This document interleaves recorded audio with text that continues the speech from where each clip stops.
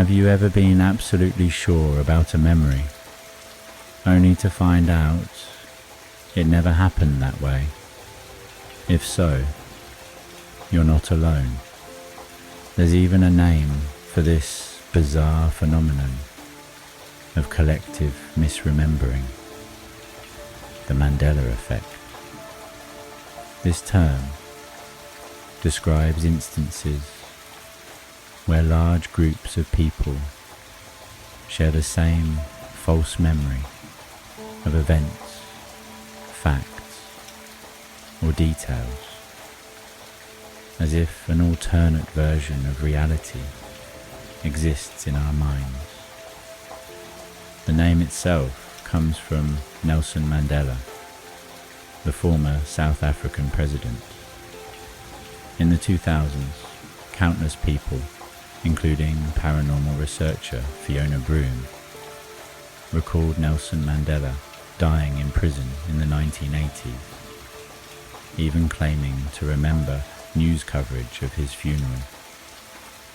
In reality, Mandela was released from prison, became president of South Africa in the 1990s, and lived until 2013.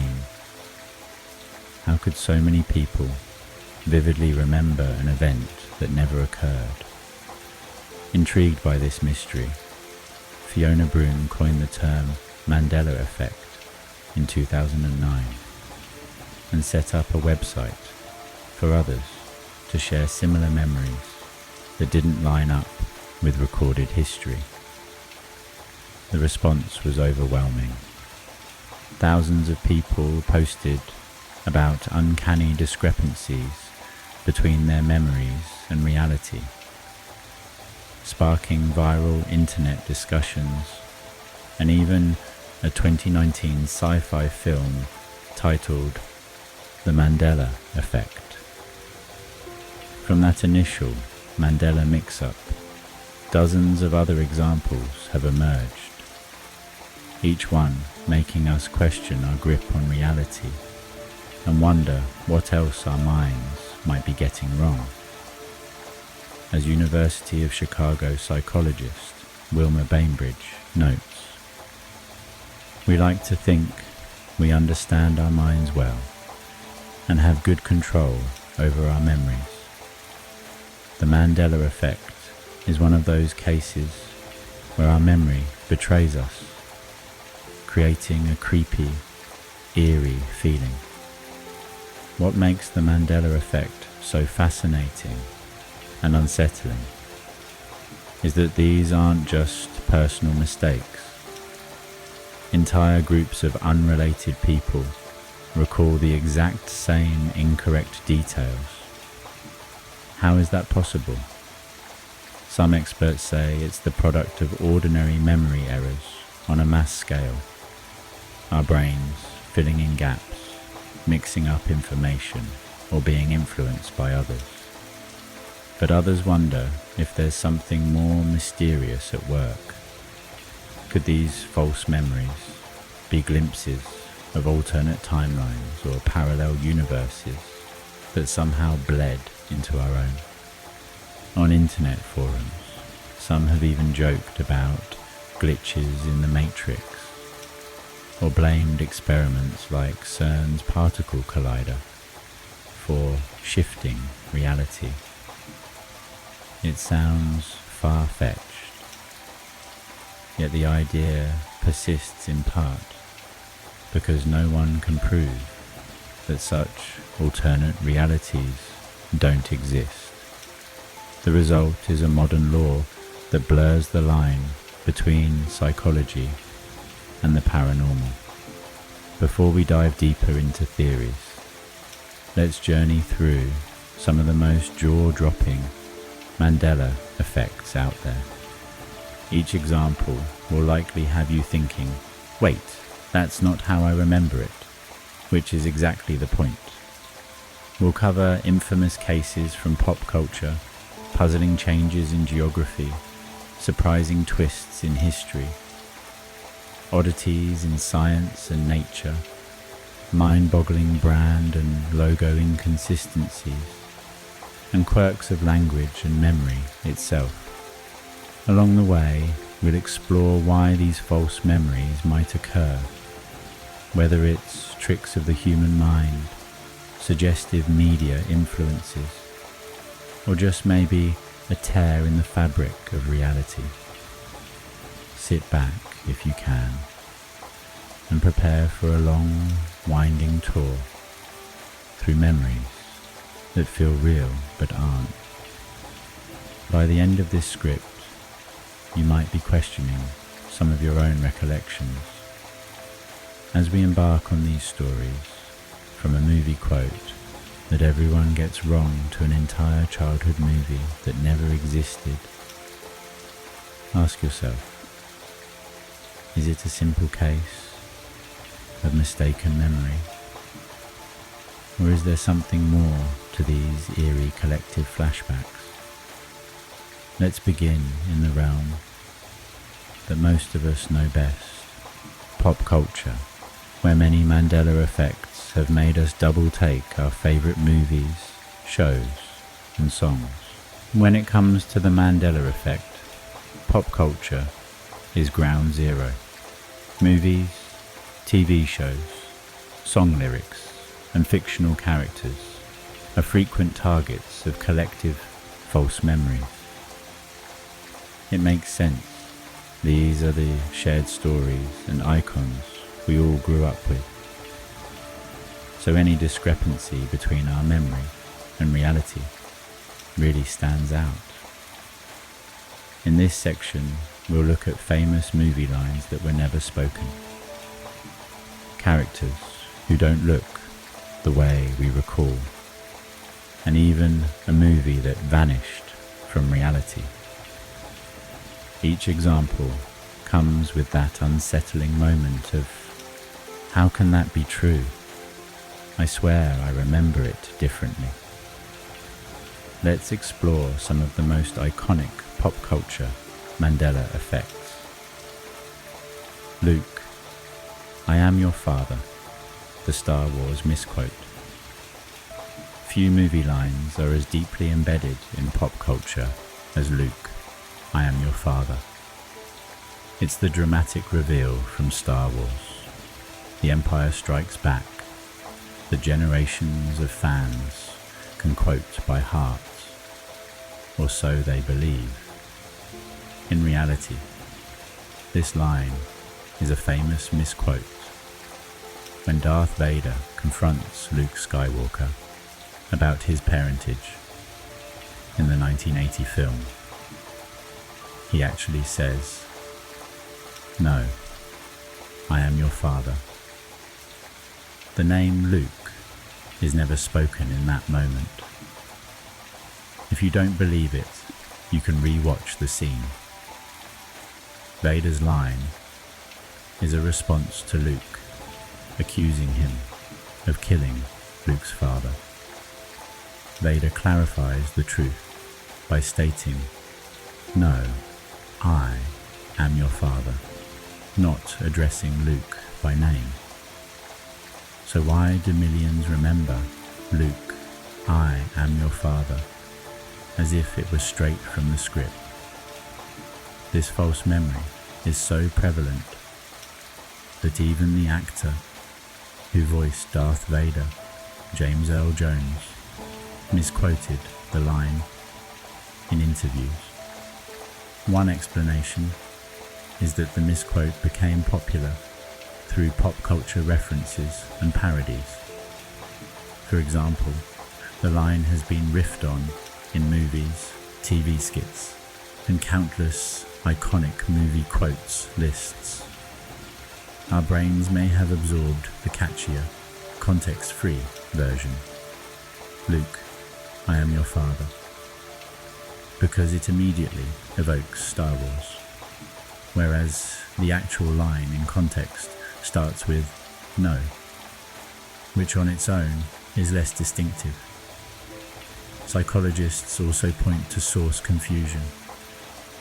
We might recall the dramatic idea of Darth Vader's confession, but not the exact wording, and later assume the version we heard repeatedly from friends or media was the real one. The internet certainly helps cement the wrong quote. Memes, videos, and posts often repeat the Luke line, so it starts to feel authentic over time. Whatever the cause, this Star Wars example perfectly introduces the Mandela effect in pop culture. It's a memory that betrays us, giving us absolute confidence in a movie moment that never actually happened. And if the most famous villain in cinema never said one of the most famous quotes, what else might we be misremembering? As it turns out, misquoted movie lines are a recurring theme in the Mandela effect. Let's look at a few more that might make you question your memory. Mirror, mirror on the wall, Snow White. Ask anyone. The evil queen's famous rhyme from Snow White and the Seven Dwarfs, 1937, and they'll likely recite, mirror, mirror on the wall, who's the fairest of them all? Surprise! In the original Disney film, the Queen actually says, magic mirror on the wall. The phrase, mirror, mirror, never appears. This false memory is reinforced by the title of the 2012 Snow White-inspired film, Mirror, Mirror, and decades of children and adults playfully quoting it wrong.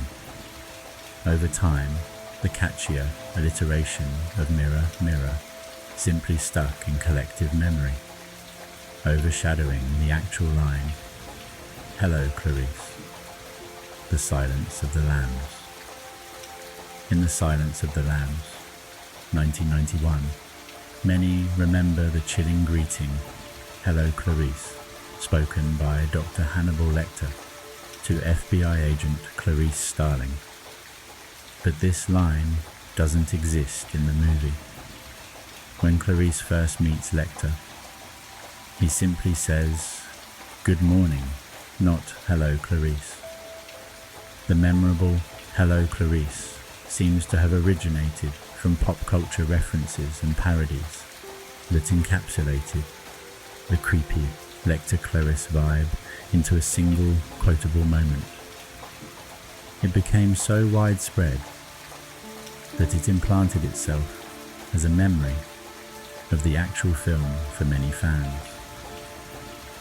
Fly, my pretties, fly. The Wizard of Oz. In the classic Wizard of Oz, 1939, the Wicked Witch sends her flying monkeys after Dorothy. Many of us can hear the witch's cackle, followed by fly, my pretties, fly, in our heads. But watch the scene again. She actually says only fly, fly, fly, and never calls the monkeys her pretties. This is another line that was never spoken, yet is endlessly quoted. The likely culprit is the way our brains embellish the memory. The witch does call Dorothy my pretty earlier in the film. I'll get you, my pretty, and your little dog too. So perhaps our memory combines that tone with the later command to the monkeys. The phrase, fly, my pretties, just feels right for a wicked witch, doesn't it? Our minds filled it in, and popular culture ran with it. Play it again, Sam. Casablanca. Here's a misquote that's been around for decades.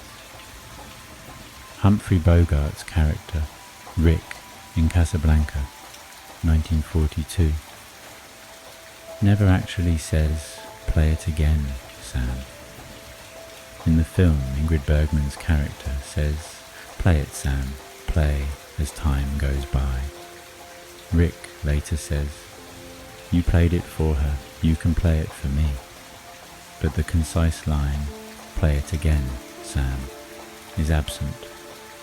Yet the mistaken line became so popular, it inspired the title of a 1972 Woody Allen film, "Play It Again, Sam." This is a case where the legend eclipsed the truth. People quote the snappier version, and over time it feels like a real memory. As we can see, famous films often live on in our minds differently than how they unfolded on screen. Misquotes get polished into memories through repetition and media shorthand. Psychologically, each retelling can act as a suggestion that alters our recollection, a process related to priming and suggestibility in memory science. We hear, "Luke, I am your father," enough times, and eventually our brain's tape of the movie edits in that line. It's both fascinating and a bit eerie to realize that even our most cherished movie moments are vulnerable to this. Keep these examples in mind, the real versions that is, because they highlight a key aspect of the Mandela effect. Our confidence in a memory is not a guarantee that it's accurate. Now, misquoted lines are one thing. What about entire scenes or character details that we recall incorrectly? Let's move on to some beloved characters and see how what we think we saw differs from what actually exists. Curious George's missing tail and other cartoon curiosities. Do you remember Curious George, the lovable cartoon monkey from children's books and TV? Many people distinctly recall George having a tail. After all, he's a monkey, and monkeys have tails. Kids might even visualize him swinging from his tail. However, Curious George has never had a tail in any of his official illustrations or animated appearances. George is drawn more like a little ape, tailless, than a monkey. But our brains seem to correct this by assuming a tail that was never there. This is a prime example of how our expectations shape our memories. Psychologists suggest that when details are missing, our minds often fill them in based on what's typical or expected. In George's case, people know that in general monkeys have tails, so a mental image of a monkey character might subconsciously sprout a tail, even if we never actually saw it. It doesn't help that George is often shown hanging or being carried, which could imply a tail for balance, but if you check the books, you'll find no tail every time. Realizing this can be a bit mind-blowing. How did I never notice something was off until now? The answer is because your memory kindly fixed it for you, inserting a tail to make George fit the monkey prototype in your head. Curious George isn't alone in the land of cartoon Mandela effects. The Monopoly Man's monocle, Rich Uncle Pennybags, the mascot of the Monopoly board game, is commonly pictured in people's minds with a black top hat, a moustache, and a monocle over one eye. But guess what? He never wore a monocle.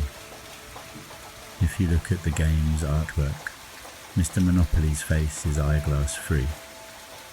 Many fans appear to be conflating him with Mr. Peanut, the Planters' Peanuts mascot, who does wear a monocle and a top hat. We could go on. There are plenty of these little pop culture mismatches. Was the Flintstones spelled with 2 T's? Yes, it's Flintstones, but some remember Flintstones. Did the Looney Tunes cartoon ever spell tunes as tunes? No. Despite Tiny Toon Adventures being a thing, the original was Looney Tunes, like tune/music. Each of these quirks gives a similar, uneasy jolt. You find out something you believed your whole life is not true in this reality. But as strange as these are, they often have sensible explanations, visual similarities, reasonable assumptions by the brain, or influence from related media. Yet some Mandela effects veer into even weirder territory, like remembering entire movies or episodes that never existed. These aren't just tiny details, they're full-blown memories of something that simply isn't there when you try to find it. The most famous of these involves a certain 1990s Genie movie that we need to talk about. The Shazam movie that never was. One of the most mind-bending Mandela effects to ever capture the internet's attention is the tale of a 1990s movie called Shazam, starring comedian Sinbad as a wish-granting genie.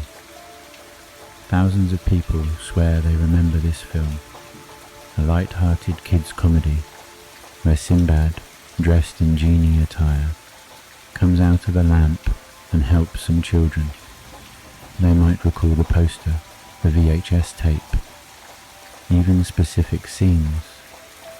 The only problem is, this movie was never made. There is no 90s genie film starring Sinbad titled Shazam. It does not exist, despite how many people insist they watched it in their childhood. What could be causing such a widespread false memory? There is a real 1996 genie movie called Kazam, which starred basketball star Shaquille O'Neal as a genie. It's likely that many people's memories of Kazam have blurred with other memories, creating the illusion of Shazam. Here are some plausible pieces of the puzzle. Sinbad's persona in the 90s. Sinbad, a popular comedian, did star in several family films in the early 90s and often wore flamboyant costumes in TV appearances. The very name Sinbad evokes the Arabian Nights sailor, which might subconsciously be linked to genies and magic. A particular VHS preview. Notably, Sinbad starred in a 1996 film, First Kid. According to reports, some VHS copies of First Kid had a preview for Kazam on them. It's easy to imagine a kid watching First Kid on tape, seeing the trailer for Kazam, and later merging the two in memory, remembering Sinbad in the genie role that was actually Shaq's. Costume and host appearances. Sinbad hosted a TV marathon in the early 90s, where he dressed up as a cartoonish genie. This did happen for a telethon or promotional event. Photographs or clips of Sinbad in genie-like clothing exist and could fuel the recollection that he played a genie in a movie. The false memories reinforcing each other. Once a few people online mentioned, "Does anyone remember that Sinbad genie movie?" It created a feedback loop. Others with hazy memories might say, "Oh yes, I think I do." And thus, the myth gains confidence with numbers. As one study noted, hearing others describe a false memory can implant it or strengthen it in your own mind. Even the name Shazam is telling. It might have arisen because Shazam is a word associated with magic and later a DC Comics superhero film unrelated to Sinbad. Sinbad actually jokingly acknowledged this Mandela effect years later. He even participated in a prank where a short parody clip was made to look like an old Shazam movie scene, just to poke fun at the whole ordeal. But to be clear, there was never a feature film Shazam with Sinbad. The entire collective memory is fabricated, likely from the mix of real fragments mentioned above. From a psychological standpoint, this is an extreme case of memory reconstruction and source confusion. People took bits of real memories, Sinbad's comedy, a genie movie trailer, etc., and over time wove them into a cohesive narrative that never actually happened. It's a testament to how creative and yet fallible human memory is. Even Gene Brewer, a memory researcher, admitted this false movie memory felt convincing to him. He found himself remembering it before catching the mistake. The Shazam-Kazam saga fascinates so many because it's a large-scale example of a shared hallucination of pop culture. It forces the question, if an entire movie can be falsely remembered by masses of people, what does that say about our grip on reality? While the logical explanations are there, the eerie feeling lingers, especially for those who could have sworn they rented that VHS in 1995. Other pop culture oddities and reactions. We've highlighted some big pop culture Mandela effects, famous movie lines, character details, a movie that isn't real. But there are plenty of smaller examples that crop up in online discussions, enough to make you double check everything you thought you knew about your favourite media. For instance, Sex and the City versus Sex and the City. The HBO show about 4 friends in New York is titled Sex and the City. Yet many fans refer to it as Sex in the City and insist that was the title. In this case, it's likely a simple mishearing that spread. Sex in the City is an intuitive phrase, so it stuck in people's heads. The network even made tongue-in-cheek merchandise playing on the confusion. Still, some argue the show logo's fancy script could be misread, feeding the memory glitch. Oscar Mayer versus Oscar Mayer.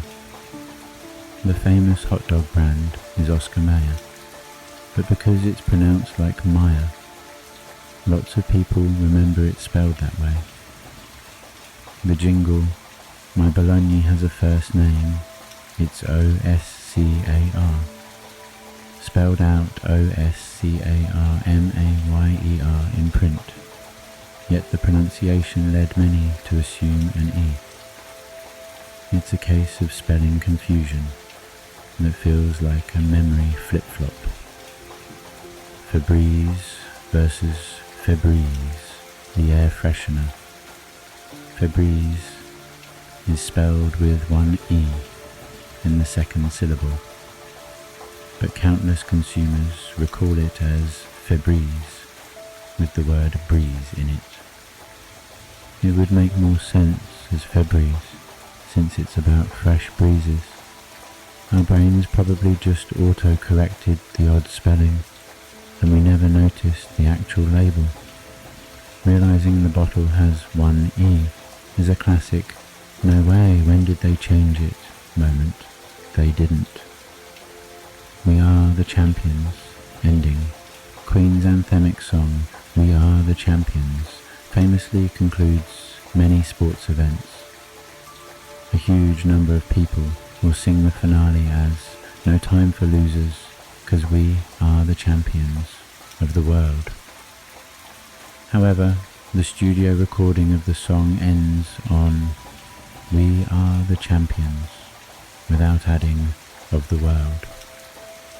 Freddie Mercury does sing "of the world" earlier in the song, and in some live versions he ended with it, but the recorded track simply ends on the word "champions." Many fans feel a sense of wrongness when they learn this. They remember that final "of the world."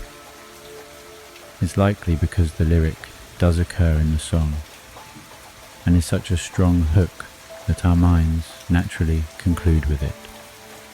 Plus, since Queen often performed it with that grand ending live, broadcasts and covers reinforced the memory. It's a mash of experiences, resulting in a confidently incorrect recollection. The Mona Lisa's smile. Here's a more subtle one. Some art aficionados claim the Mona Lisa painting looks different than they remember. Specifically, that her smile used to be more pronounced or more somber. People have argued whether the famous smile is sly or straight for centuries. So this might be less a Mandela effect and more perception. However, a few folks genuinely feel the Mona Lisa used to have a bigger smile, as if reality tweaked. There's no evidence the painting changed, of course. It's likely an example of how memory of an image can be influenced by reproductions or assumptions. We might recall an exaggerated version from a parody or an art book's colouring. What's striking about the Mandela effect in pop culture is how sure people can be about these false memories, and how emotional the realization can make them. Entire Reddit threads and YouTube videos are dedicated to people freaking out about discovering these errors. Reactions range from amused, "I can't believe I've been quoting it wrong my whole life," to genuinely disturbed, "I feel like reality shifted. This is blowing my mind." It's not uncommon to see comments like, "My childhood was a lie," half joking, half serious, when people confront a Mandela effect in a beloved childhood movie or product. From a storytelling perspective, the pop culture examples are a perfect hook because they're so relatable. We all have that one movie or cartoon detail that we'd bet money was true. And finding out it's not is like losing a tiny piece of our personal history. The tone here is both fun and a bit eerie. Fun in that it's a shared trivia game of gotcha memories. Eerie in that it unsettles our trust in what we see and hear. Having explored movies, characters and songs, let's now travel to a different domain where Mandela effects flourish, the geography of our world. Believe it or not, people have reported false memories about the locations of countries, the names of places, and other map-related oddities. If pop culture Mandela effects made you doubt your movie knowledge, the geography ones might make you question your mental map of the world itself. Geography maps and globes are some of the first visuals we encounter in school, and most of us carry around a basic mental image of the world's geography. You'd think something as concrete as a country's location or a continent's shape would be immune to memory glitches. After all, we can always check a map. Yet the Mandela effect has a way of cropping up, even here. In this section, we'll look at some geographic discrepancies that people swear they remember differently. Countries in wrong places, names that don't match recollection, even the number of US states. These examples show how our memory of the world map can diverge from reality, leaving people genuinely shocked when they see the truth. New Zealand's location, north or south of Australia, one of the most widespread geography. Mandela effects concerns the island nation of New Zealand. Or someone to point out New Zealand in relation to Australia. Many will say New Zealand lies to the northeast of Australia. In fact, a lot of people remember a map where New Zealand was up above Australia, somewhere off Australia's northeastern coast in the Pacific. However, if you look at any correct map or globe, you'll see New Zealand is actually southeast of Australia, quite a bit further down. Its two main islands, located below the Australian continent's eastern half. This false memory is so prevalent that when people discover the truth, they often react with disbelief. When did New Zealand move to the bottom? I always thought it was above. Of course, New Zealand hasn't moved. So what's going on? A few possible explanations. Map projections and classroom maps. Not all maps are oriented the same way. If someone recalls a particular classroom map or atlas, maybe Australia and New Zealand were positioned differently, or the Pacific was shown from a certain angle. But it's unlikely any standard map ever put NZ north of Australia, so this may not fully explain it. Simply forgetting the southeast detail. It might be a simpler memory slip. People knew New Zealand was somewhere near Australia and unconsciously placed it in the more intuitive spot above rather than below. Our brains might assume major land masses line up horizontally, since Australia is often called down under. Some might mistakenly think Australia is the farthest south and everything else must be above it. A Reddit user once confessed, "I always thought Australia was the farthest south besides Antarctica." Not a Mandela effect, more like bad grade school teaching, highlighting that sometimes it's not a parallel universe, just a misconception emerging with other Pacific islands. The Pacific is dotted with many smaller islands north of Australia, like Papua New Guinea or Indonesia's eastern islands. Perhaps an unclear memory could lump New Zealand in with those, especially since many maps we see, like Mercator projections, distort sizes and distances. On a flattened map, New Zealand might appear vaguely to the right of Australia, and one could misremember the vertical alignment.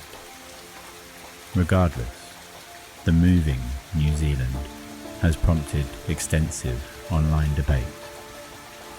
People who experience this Mandela effect often joke that they must have come from an alternate Earth where New Zealand really was north of Australia. It's a light-hearted example, but it underscores how even a basic fact of geography can be falsely encoded in many minds. 52. United States. In the United States, children learn early on that the country consists of 50 states. It's practically common knowledge. Yet, amusingly, a significant number of Americans and people worldwide have at one point believed the US had 51 or 52 states. They might feel sure that there were 52, In fact, an infamous example. In 2008, even President Obama, while campaigning, made a slip and mentioned he'd been to 57 states. Likely fatigue and thinking of something else. But it shows the number can get confused, even in the mind of a very educated person. For Mandela effect enthusiasts, the focus is on those who recall 51 or 52 as the official count. Why would anyone think 52 states? A few theories, including territories. Some people mentally add Puerto Rico and perhaps Washington DC as states, reaching 52. Puerto Rico is a US territory, not a state, and DC is a federal district. But if one had the vague notion they were counted, you'd overshoot 50. 51 could come from counting one of those, or perhaps thinking of another territory like Guam, though that's less likely in memory. Deck of cards. Weeks in. Year. This sounds silly, but human memory can mix unrelated facts. There are 52 cards in a deck, and 52 weeks in a year. The number 52 is floating around in common usage. It's conceivable that some people's recall of 50 states got accidentally replaced by the more frequently cited number 52, especially if not reinforced by recent learning. Rational Wiki, the skeptic site, points out that the number of US states is indeed a common Mandela topic. rationalwiki.org. The 50 states plus 2 mean. Jokingly, people sometimes say 50 states and 2 more if you count confusion and disorientation. But seriously, the US flag has 50 stars, each for a state. So anyone who's looked at a flag or heard the patriotic song 50 Nifty United States shouldn't be mistaken. Yet, ask around and you'll find folks who swear their teacher taught them 52, or that they momentarily recalled 52 as correct. It's likely a straightforward memory error turned Mandela effect, because it's shared by enough people to be noticeable.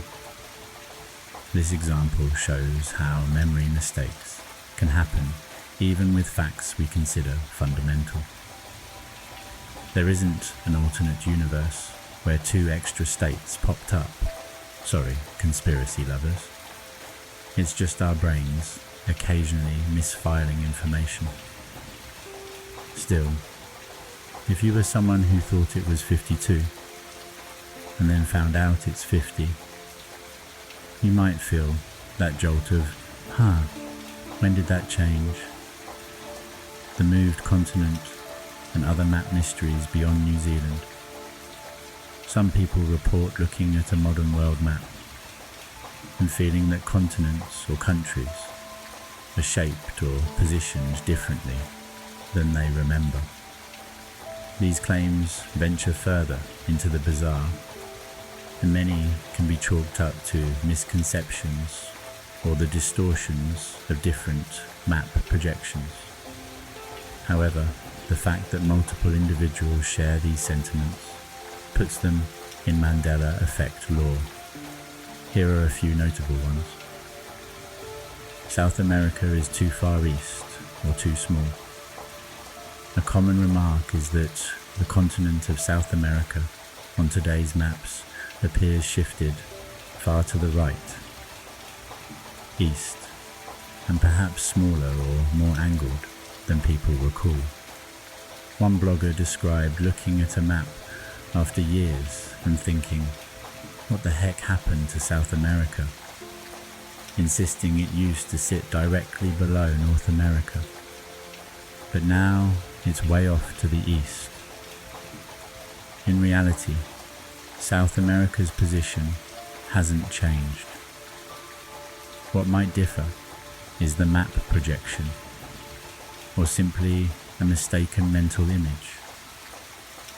If someone expected the Americas to line up north-south, the actual southeast drift of South America, which has always been the case, could seem surprising. Additionally, Mercator projection maps, commonly used in classrooms, inflate sizes near the poles and can make placement look skewed. Still, the shock some express is real to them, as if a giant landmass moved overnight. There was no such country as Mongolia. In a truly intriguing example, some individuals claim not to remember Mongolia being an independent country on the map. They thought the area of modern Mongolia was just part of China or Russia. Historically, Mongolia has been an independent nation since 1921. Before that, it was under Chinese Qing dynasty rule, but that's 19th century history.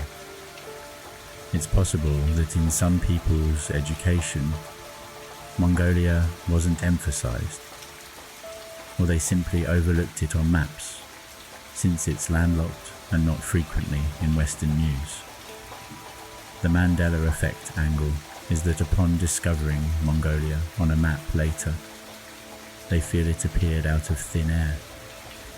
In truth, it was always labelled there, but memory didn't record it.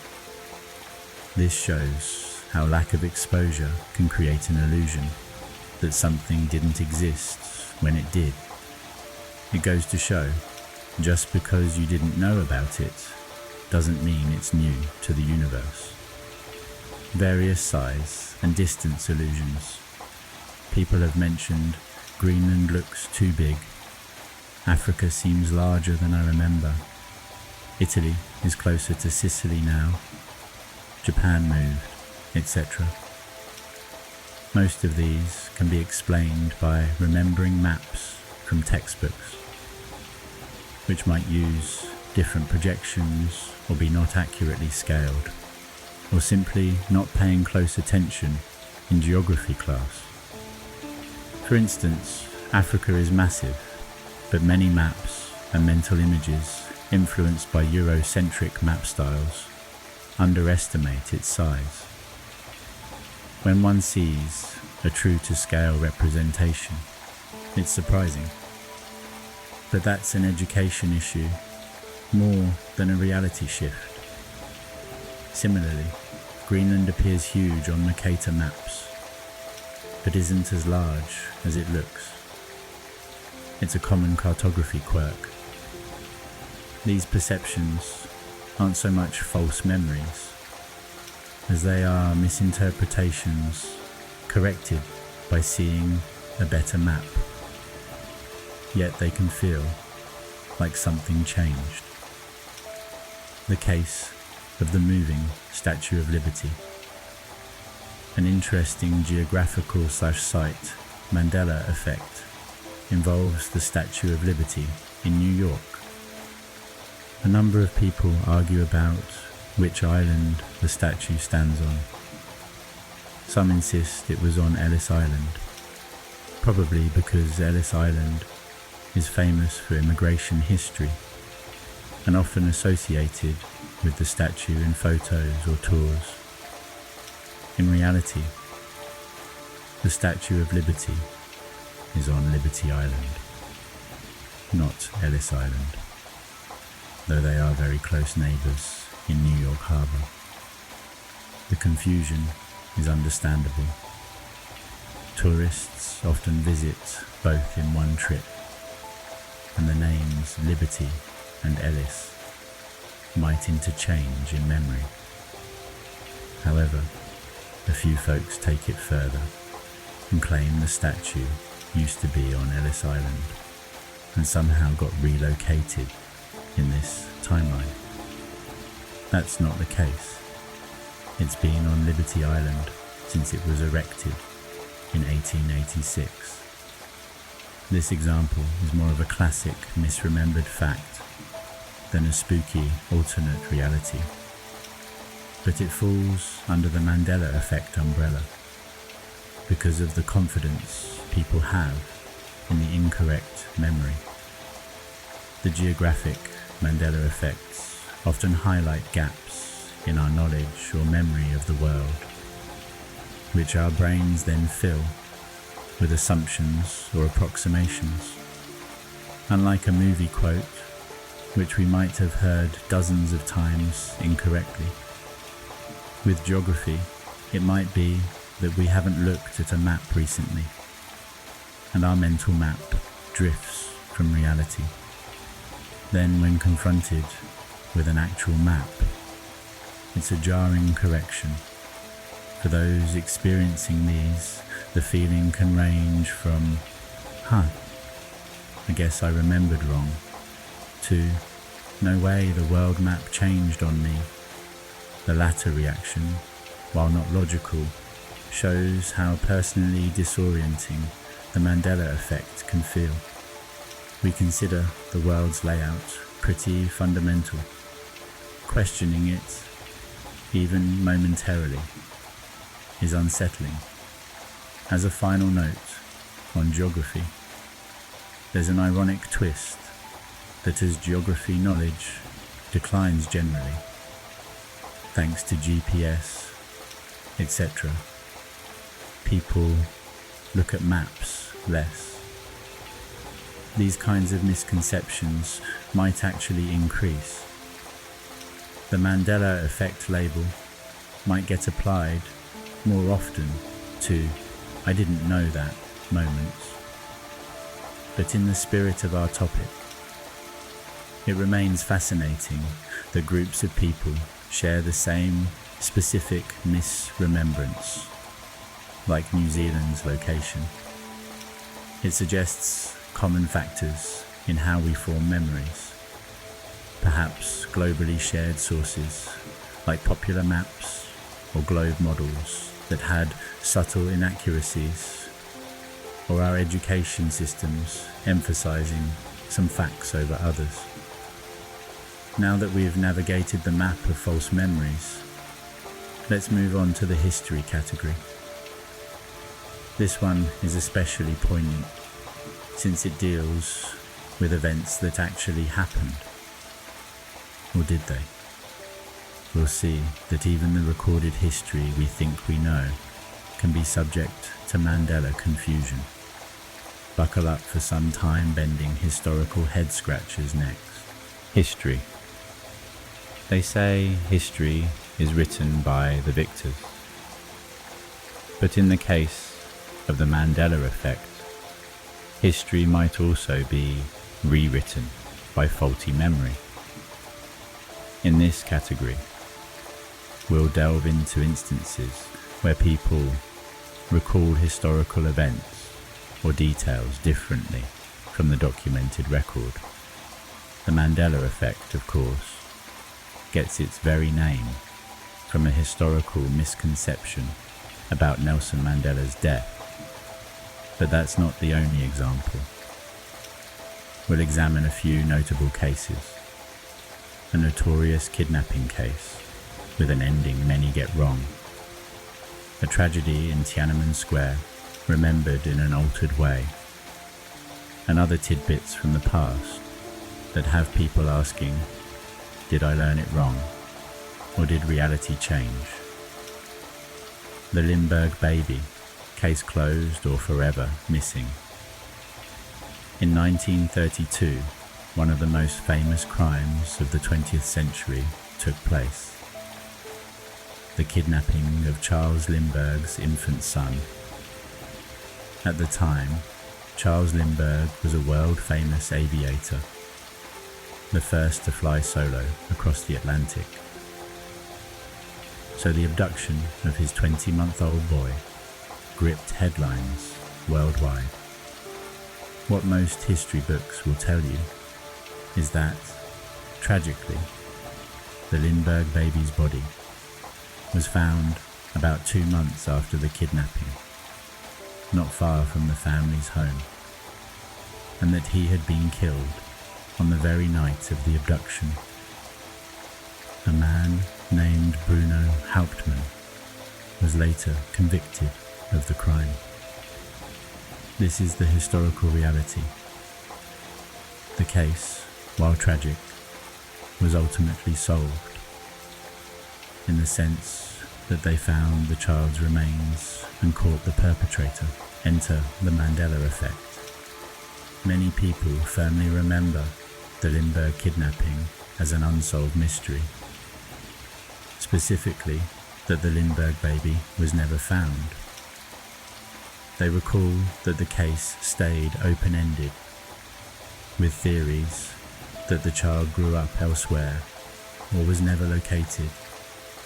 In this alternate memory, the fate of the Lindbergh baby is an enduring mystery, not a closed case. How could such a discrepancy arise? Some possible explanations: media and pop culture. Influence. The Lindbergh case has been referenced in literature and media for decades. Some fictional works or documentaries may have focused on the kidnapping itself and early searches, giving less emphasis to the grim discovery, thereby leaving an impression that it was unsolved. Also, there were indeed many rumours and conspiracy theories even after the conviction, including people coming forward claiming to be the Lindbergh baby years later. These sensational stories could muddy the waters of memory, especially if one only half remembered hearing they never found him. Mixing with other unsolved cases. There have been high-profile missing child cases that remained unsolved, like the disappearance of Madeleine McCann in 2007, or in American law, the disappearance of union leader Jimmy Hoffa, though adult, which is an unsolved case. It's possible some people conflated the Lindbergh case with the general idea of notorious unsolved kidnappings.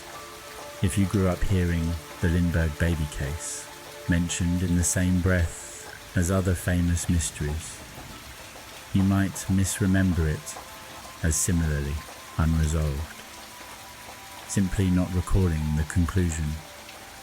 It's also plausible that people learned about the kidnapping but didn't recall the outcome, and their brain filled the gap with the more intriguing possibility that the child was never found. Human memory sometimes skews towards the dramatic or mysterious, perhaps because it's more interesting or because an incomplete knowledge defaults to an unknown status.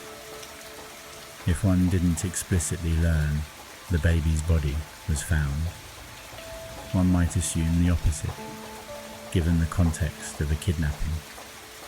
For those affected by this Mandela effect, discovering that the Lindbergh baby was found, and sadly deceased, in 1932 comes as a shock. No way, I clearly remember my teacher or parent or a show saying the case was never solved, someone might protest. But the evidence is clear on this one. Newspapers of the time, court records and biographies all document the recovery of the child and the trial of Hauptmann. The false memory doesn't change the facts, but it's a stark example of how even something as factual as a famous criminal case can be collectively misremembered. Interestingly, this particular example underscores the Mandela effect's namesake. Initial confusion about whether Nelson Mandela died in prison or not. In reality, Mandela was freed and later died in 2013. But many, like Broom, remembered otherwise. The Lindbergh baby case is similar in structure. Reality versus a widely circulated alternate narrative. Neither are true alternate histories, just alternate recollections. Interestingly, this particular example underscores the Mandela effect's namesake. Initial confusion about whether Nelson Mandela died in prison or not. In reality, Mandela was freed and later died in 2013, but many, like Broom, remembered otherwise. The Lindbergh baby case is similar in structure. Reality versus a widely circulated alternate narrative. Neither are true alternate histories, just alternate recollections. Tiananmen Square, Tank Man, a different ending in memory. One of the most iconic images of the late 20th century is the Tank Man of Tiananmen Square. In June 1989, after Chinese military forces brutally suppressed pro-democracy protests in Beijing, an unknown man stood in front of a column of tanks the following day, momentarily halting their progress. Photographs and video of this brave, solitary figure became world famous. In the footage that was smuggled out, the man is eventually pulled away by concerned onlookers. The tanks continue onward. His identity and fate remain unknown. Some say he was executed later. Others think he slipped into anonymity. Now here's where the Mandela effect comes in. A number of people recall the tank man being run over and killed by the tanks on live television. They are convinced they saw video coverage where the tanks ran him down. This is contrary to the documented videos, where that does not happen, at least not in any footage released publicly. The man was not seen being killed by the tanks in the widely distributed clip. Yet, the memory of a gory end exists in many minds around the world. What could explain this grim false memory? Graphic imagination and assumption. The Tiananmen Square massacre was known to be violent and deadly. It's possible that some people, hearing about it secondhand, assumed no one could survive standing in front of tanks. The mind might fill in the expected outcome. Man gets run over, even if that wasn't shown. Over time, that assumption hardens into a memory of having seen it, mixing with other violent footage. In the late 80s and 90s, news broadcasts and documentaries often showed disturbing images from various events, e.g. war footage, protests, etc. It's conceivable that someone saw a different piece of footage, or even a dramatization in a movie, of a person being run over by a vehicle, and later misattributed it to the Tiananmen tank man, given the similar context. Memory research finds that people can confuse the source of a memory, recalling the content but attaching it to the wrong origin. Unofficial reports or myths. There are unverified stories and assumptions that the tank man was later executed, which is very plausible considering the regime. If someone heard they killed him, they might misremember that as witnessing it. Also, some less credible media or word-of-mouth accounts might have falsely stated he was crushed on the spot. In the chaos of that time, misinformation was common. The impact of this Mandela effect is quite emotional. The real tank man story is powerful and tragic as is. Those who remember seeing him killed have an even more horrifying memory, which thankfully isn't present on any video, though the truth of his fate is still tragic if he was executed off camera. The Mandela effect here highlights how our memory can be influenced by trauma and empathy. Viewers were so emotionally struck by the scene that their minds perhaps imagined the worst case conclusion and recorded it as if it were fact. In the MI6 article we saw earlier about Dolly's braces, they explicitly mention this example. Large populations claiming to have seen the Tiananmen Square protester run over by a tank. He wasn't. He was killed after arrest. That parenthetical note, "he wasn't," is the key. The historical footage doesn't show a death, yet the shared memory of one exists. Henry VIII with a turkey leg, a portrait that never was stepping further back in time. Let's look at a historical image that many people can picture, but apparently never existed. King Henry VIII holding a turkey leg. Descriptions of Henry VIII, the 16th century English king, often mention his voracious appetite and larger-than-life persona. At some point, a vivid image entered pop culture.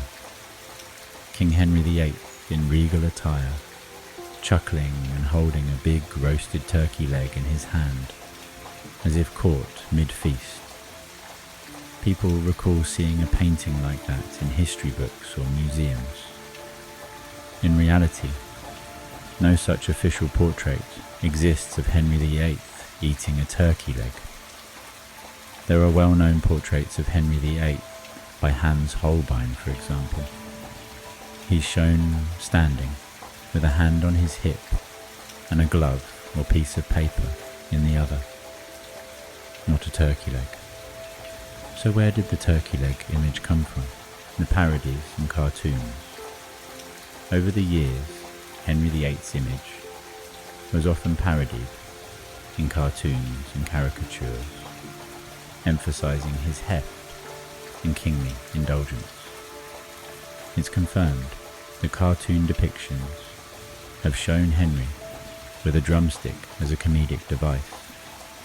For instance, old Looney Tunes or political cartoons might have used that visual joke. Those humorous illustrations could easily embed in one's memory and later be mistaken for a real portrait. Common knowledge, exaggeration. Henry VIII is commonly known as the king who had 6 wives and was hearty in appetites. The turkey leg trope might have been an illustrative metaphor told in stories that people began to visualize literally. Think of it like an anecdote. Perhaps a teacher or textbook said, Henry VIII is often imagined enjoying a turkey leg, accompanied by a fake image, and students walked away thinking it was an actual painting. Association with banquets. Renaissance kings did host lavish banquets with roasted meats. there are paintings of other nobility feasting, and turkey, newly brought from the New World in Henry's time, was a prized dish. It's possible folks conflate Henry's real portraits with generic banquet scenes.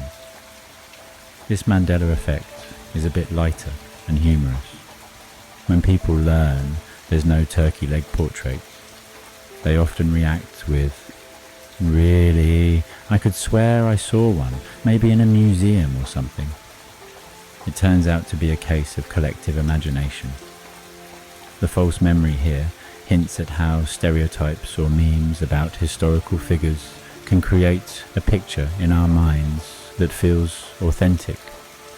In essence, Henry VIII feels like the kind of guy who'd be painted with a turkey leg, so much so that generations just accepted that image without questioning if they'd actually seen it.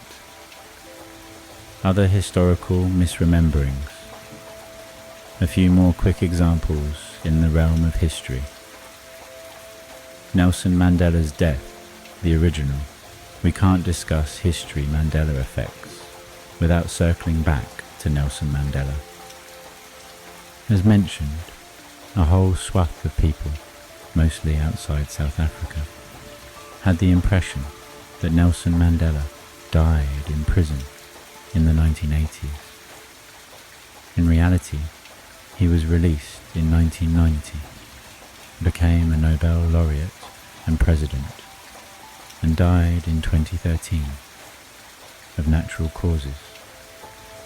The false memory likely arose because Mandela was imprisoned throughout the 80s and not in headlines daily.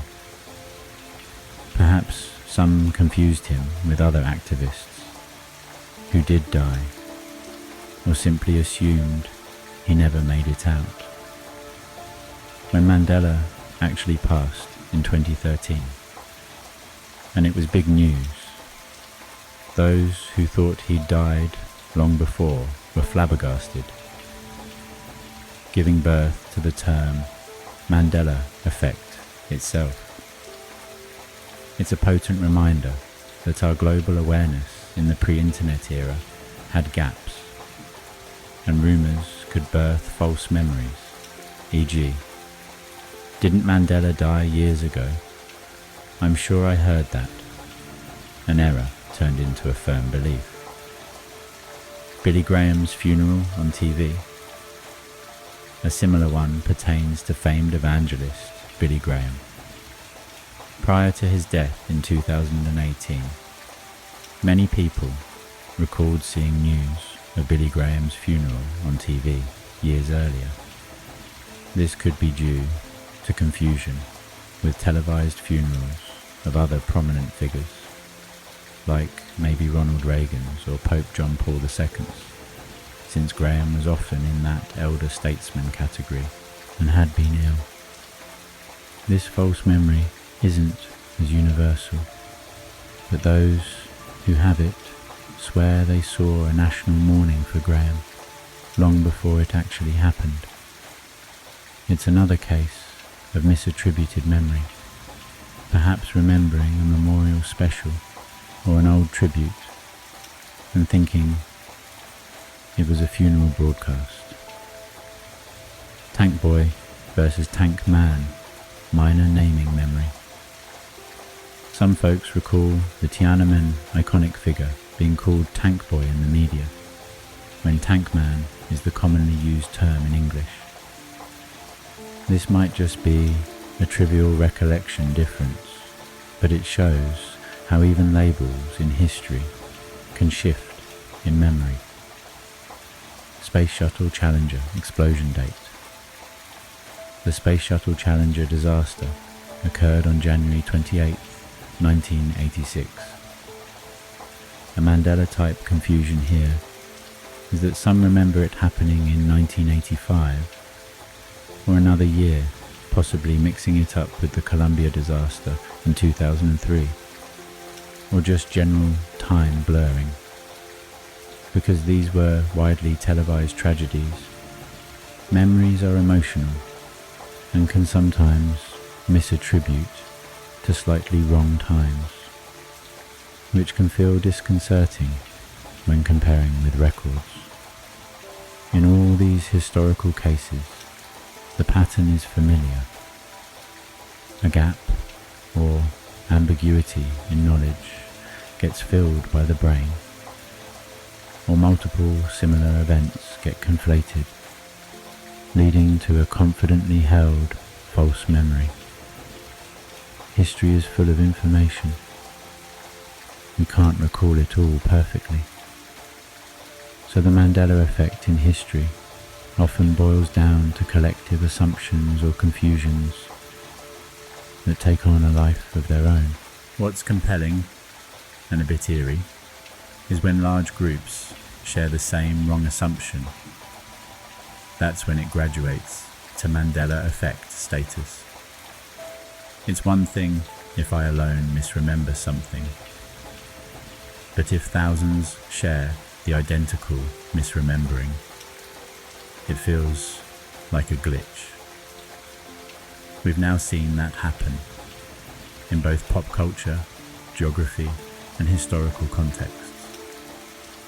Next, we'll explore science and nature, where the Mandela effect touches on our understanding of biology, human anatomy, and the natural world.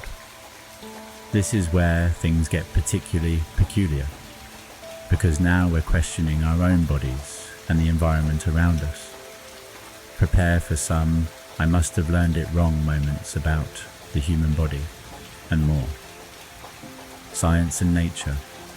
The realm of science and nature might seem immune to the Mandela effect. After all, facts about our bodies or the colour of the sky aren't exactly pop culture fads. But our perception and memory of scientific facts can also be imperfect. In this section, we'll examine how people sometimes recall core details of anatomy, biology, or other natural facts incorrectly in the same way.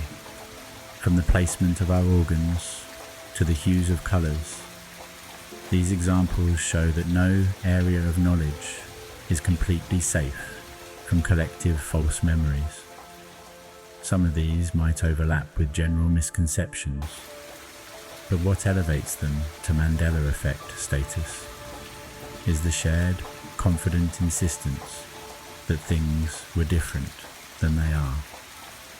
Human anatomy alterations, heart, skull, and more. Many Mandela effect discussions feature people startled by diagrams of human anatomy that don't match what they remember learning. Here are a couple of the most common points of contention. Heart location. Ask someone, "Where is your heart located in your chest?" And plenty will pat the left side of their chest. Culturally, we think of the heart as on the left. We do the Pledge of Allegiance with right hand over left chest, etc. Some individuals, upon seeing accurate medical diagrams, note that the heart is actually near the center of the chest, slightly to the left, rather than far on the left side. They react as if this is a change. I remember the heart being on the left. What do you mean it's almost in the middle? In reality, the heart has always been more or less centrally located, behind the sternum, tilted, with the left ventricle making it bulge a bit to the left. The false memory likely comes from simplification. We feel our heartbeat strongest on the left, so we think it's fully there. In cartoons or diagrams in childhood that exaggerate its left position. When confronted with the anatomical reality, some feel it's moved. Organ arrangements and count. Similar astonishment occurs for other body parts. Some claim the stomach is higher than they thought, or the kidneys are now up under the rib cage, whereas they recalled them being lower back. Indeed, kidneys are partially protected by ribs, which not everyone realizes. There's also the classic misunderstanding of how many ribs men and women have. A biblical misconception had many people thinking men have one fewer rib than women. They don't. Both have the same number typically. So someone might discover this and feel reality shifted, when it was just a correction of a long-held myth. Rational Wiki notes such debates, like the number of ribs and whether it varies by gender, have been dragged into Mandela effect talk. In truth, any standard biology text will show the consistency. Skeleton changes. People have pointed out aspects of the human skull or skeleton that they supposedly don't recall being taught. For example, the skull has small openings and holes for nerves and blood vessels. Some Mandela folks say, "I don't remember the skull having so many holes in front. Is this new?"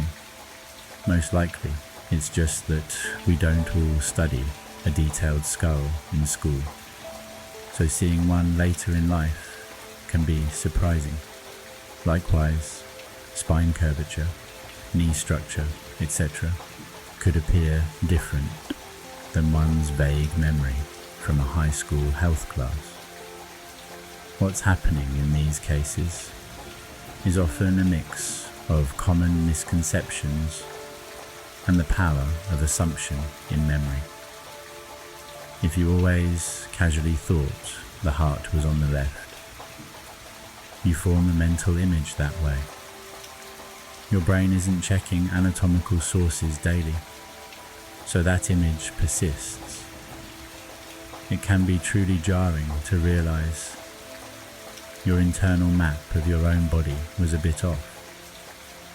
But rather than reality shifting, it's you learning or relearning the correct info.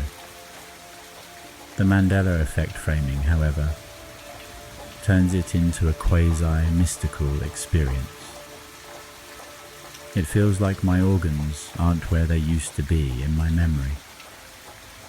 Some conspiratorially even suggest human anatomy has changed over the decades, which mainstream science has no evidence for. Evolution doesn't work that fast or in that manner.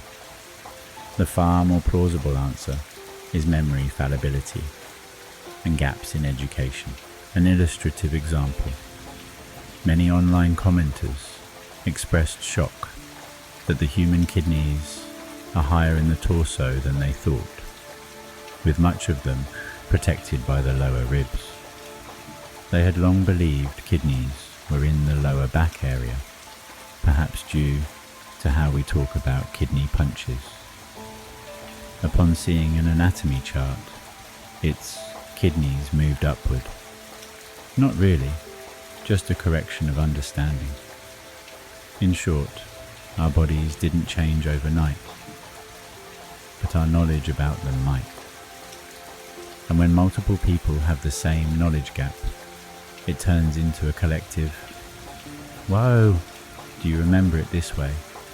Because I don't either." Color confusion. The case of chartreuse. Not all science, nature Mandela effects are heavy. One of the most popular involves a simple color name, chartreuse. Chartreuse is a color named after the French liqueur, which is a greenish yellow. In the RGB spectrum, chartreuse is that neon yellow-green shade. However, a significant number of people will insist that chartreuse is a shade of pink or purplish red. In their memory, chartreuse was some kind of magenta. How could this be? This is a fascinating collective mix-up of definitions. Likely source, puce, an association. There is another, lesser-known colour name, puce, which is a dark reddish-brown, purplish colour, like a dull magenta. Some have posited that chartreuse and puce got mentally swapped by many. Rational Wiki humorously notes, some are convinced chartreuse and puce exchanged names in an alternate universe. In reality, perhaps people heard one or the other and got them confused. Chartreuse is an uncommon word. If someone vaguely remembered one of those fancy colour names being a pinkish colour, they might incorrectly latch it to chartreuse instead of puce. Also, the word puce phonetically might remind people of puke, which they associate with green, though puce is not green. Meanwhile, chartreuse might not intuitively scream green to someone unless they know the liqueur. So, there's room for error. Cultural references. It could also be media. For instance, a character in a show or book might have joked about chartreuse and implied it was pink, or an illustration error labelled something wrong. Such things can propagate. Some folks recall a specific instance. In the TV show Breaking Bad, one character corrects another about what colour chartreuse is, pointing out it's green, not purple. The fact that the show had to clarify means the writers knew this false belief existed in viewers. Once mislearned, it spreads. If one person in a friend group confidently calls a pinkish dress chartreuse, others might adopt that without ever checking. It's a niche piece of info that many don't verify. When these people later discover chartreuse is actually a green-yellow, say by reading a colour chart or being corrected, they are flabbergasted. No way, I distinctly remember chartreuse was a pink colour. They might even feel like the word in the dictionary changed. But dictionaries and French monks who named the liqueur assure us it was always that yellow-green. This example underscores how the Mandela effect sometimes is just a widespread misunderstanding. It's not even exactly memory of an event, but memory of a definition or label. The reason it qualifies as a Mandela effect is the surprise and strong conviction people have in the wrong definition, and how many people share it. It's a bit of a lighter one, often cited with a chuckle. Incidentally, colour perception and naming can vary culture to culture, so it's an area ripe for people second-guessing themselves. Another anecdote. Some swear there was a Crayola crayon colour called chartreuse that was pink in the box. Crayola did have a crayon called Marvelous or Magenta, etc., but not chartreuse as far as standard 8 or 16 packs go. Perhaps a special pack did. Unlikely, more likely misremembering a crayon name. The new solar system. Some more fringe Mandela effects in science include things like our solar system's position in the galaxy. Believe it or not, a subset of people claim they remember being taught that our solar system was located on the far edge of the Milky Way galaxy, the Sagittarius arm. But now it's said to be closer to the centre, the Orion spur. This is way into conspiracy territory. In reality, astronomy refined its descriptions over time, and the way galaxy structure is explained can change with new data. If someone read an old source that phrased it differently, they might find a newer article and feel, this is not what I learned. But no, Earth hasn't hopped galaxy arms.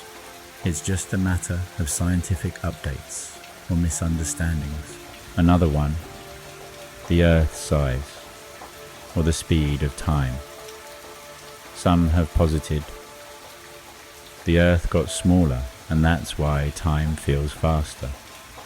Clearly, this has no scientific basis, and time perception is subjective. But it shows how people experiencing subjective changes, like time flying as you age, might latch onto a pseudo-scientific Mandela effect explanation. The key with science of the nature Mandela effects is often that they overlap with general misconceptions. The difference is that when confronted, instead of simply saying, "Oh, I was wrong," the Mandela effect framing can make someone say, "This reality is wrong.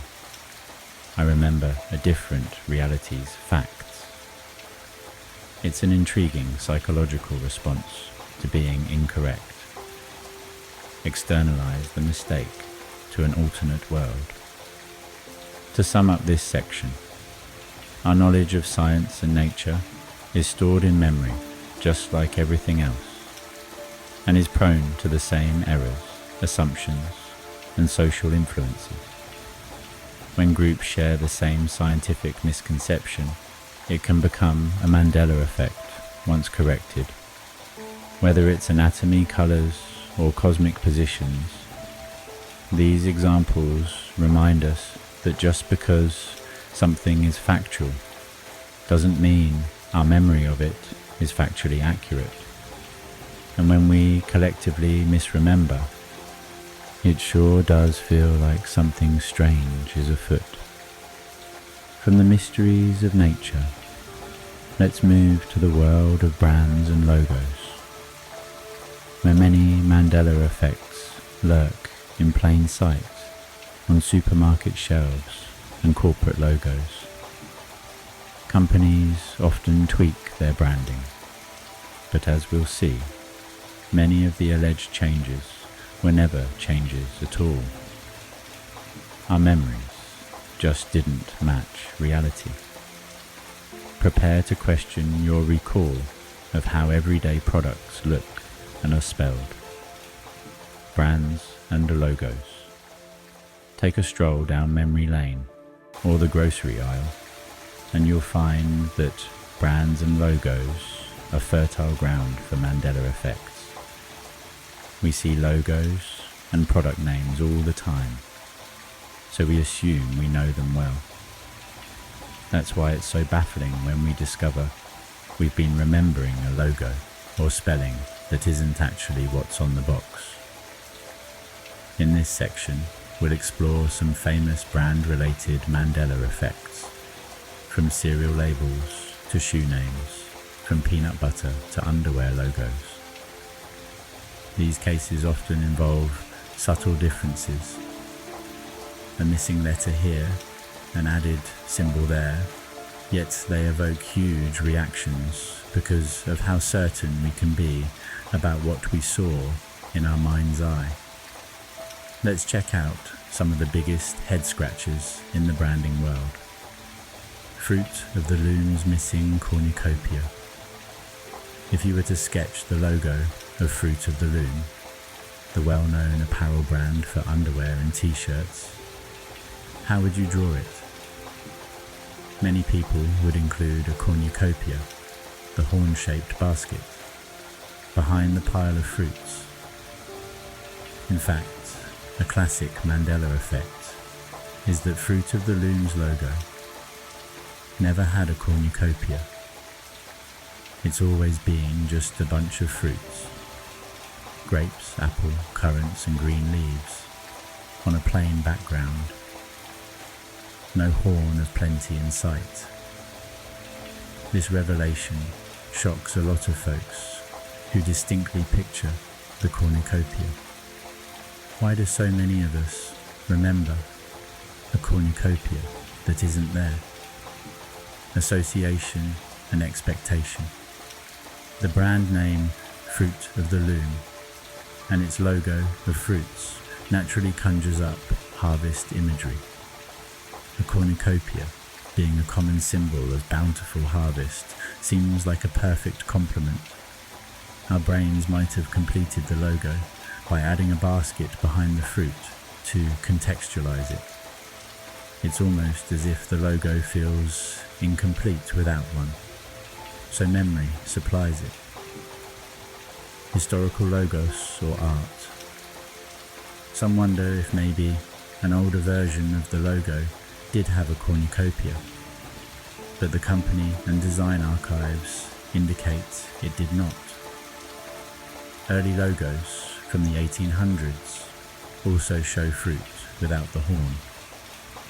However, the belief is so strong that people have created convincing fake mock-ups of a Fruit of the Loom logo with a cornucopia to compare against the real one. Seeing the two, many swear the one with cornucopia is the one they know. This indicates a deeply rooted collective false memory, not just a fleeting thought. Advertising visuals. It's possible that in some ads or creative presentations, Fruit of the Loom might have been displayed with a cornucopia or other background art, planting the seed for this memory. For example, a Thanksgiving-themed ad might have added a cornucopia behind the logo for festivity, or even outside Fruit of the Loom, any image of assorted fruit in a horn basket, common in stock imagery, could later be conflated with the brand's logo in memory. Whatever the cause, the Fruit Without Cornucopia logo is a textbook Mandela effect. When confronted, people often respond, "No way, I specifically remember the cornucopia. Did the company remove it at some point?" There's no record of that. Even the company has chimed in to confirm it never had one, likely after getting questions due to the Mandela effect buzz.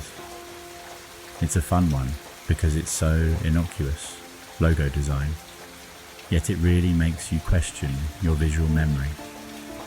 If we can misremember something printed on our t-shirts and underwear packages for years, what else are we getting wrong? Jif peanut butter, not Jiffy. If you loved peanut butter as a kid, you might recall a brand called Jiffy. Perhaps Mum said, "Go grab a jar of Jiffy from the pantry." However, look at the shelves today and historically, and you'll find Jif peanut butter, no Jiffy in sight. There never was a Jiffy peanut butter brand. This is a common Mandela effect that has left people scratching their heads. So, why do so many remember Jiffy? Conflation of Jif and Skippy. Two major peanut butter brands are Jif and Skippy. It's very plausible that people combined the G from Jif with the PPY from Skippy, landing on Jiffy. In fact, one explanation by psychologists is exactly that. When our memory reconstructs, it might merge similar items. Both Jif and Skippy have been around for decades, often side by side on store shelves. A parent might say, "I'll make you a Jiffy peanut butter sandwich," meaning quickly, and the kid hears Jiffy peanut butter. Or someone just accidentally said jiffy once, and it caught on. The word jiffy itself, the term in a jiffy, meaning quickly, is common. Jiffy Pop, popcorn, and Jiffy Lube, car service, are actual brands. It's not far-fetched to think the brain, hearing Jif, auto-corrected it to the more familiar word Jiffy. Once you think of it as Jiffy, you might even see that on the label in your mind. Memory studies show that once a false memory is implanted, people can recall it in great detail. Here, someone might remember the label having a phi at the end when it never did. Legacy of brand law. Interestingly, the people behind Jif have noted this confusion. There is some anecdotal evidence that competitors or advertisers in the early days might have accidentally referred to Jif as Jiffy in print or conversation, which could have spread. And because Jif is such a short, abrupt name, adding the FI perhaps felt more complete to some. In Mandela Effect forums, discovering Jif was never Jiffy is like a bombshell. People exclaim, "Wait, it's Jif. I could swear it was Jiffy. We always called it that."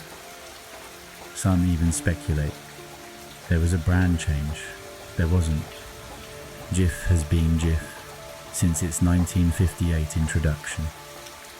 What's cool here is that we can pinpoint a very logical reason, Jif plus Skippy, X Jiffy, which demystifies it. Yet even with that rational explanation, the feeling of weirdness doesn't completely go away for those who had the wrong memory. It's a slight disillusionment with one's own recollections. Looney Tunes, not tunes. This one trips up a lot of cartoon lovers. The famous Warner Brothers animated series is Looney Tunes, spelled like musical tunes, and not Looney Tunes as in cartoons. Many people recall it being Looney Tunes, which makes sense phonetically and descriptively. They are cartoons after all, and even a spin-off was called Tiny Toon Adventures in the 90s. But the original title has always been Looney Tunes, a play on the fact that early Warner Brothers cartoons often featured musical pieces, a counterpart to their Merry Melodies series. Why the confusion? Assumption by spelling. It's very natural to think cartoons equals tunes. In fact, modern slang spells cartoon-style animation as toon. So our brains fix the oddity of tunes to the expected tunes. Unless you've seen the logo recently, you might not notice the difference in memory. Tiny Toon Adventures and others. There were related shows that did use toon in the title. Also, Disney had cartoon classics, etc. So, Looney Tunes seems like it would fit the pattern. I recall as a child even writing it incorrectly because I thought it should be tunes. Minor spelling differences are hard to remember. People often aren't sure how something was spelled if it sounds the same, tunes versus tunes. So memory might just store the sound and later reconstruct the spelling to the more logical one. When fans discover the official spelling is Looney Tunes, some react like, "Huh, that's weird. I could have sworn it was tunes." It's not earth-shattering as some other Mandela effects, but it's a commonly cited one because it's so easily relatable. It teaches us that memory favors meaning over exact details. We remember the zany characters and fun, not the letters in the title. Brand spellings, Febreze, Skechers, and more. There is a slew of Mandela effects revolving around how brand names are spelled. It seems our minds often add or drop letters. Let's run through a few. Febreze versus Febreze. We touched on this earlier.